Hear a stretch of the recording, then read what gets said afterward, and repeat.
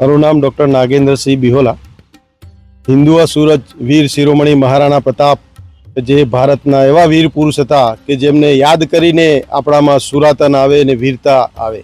एवा वीर शिरोमणि महाराणा प्रतापनी जन्मजयंती 17 जूनना रोज भारत विकास परिषद द्वारा उजववामां आवनार छे। तो आ दिवसे एक रेलीनुं आयोजन कर्युं छे।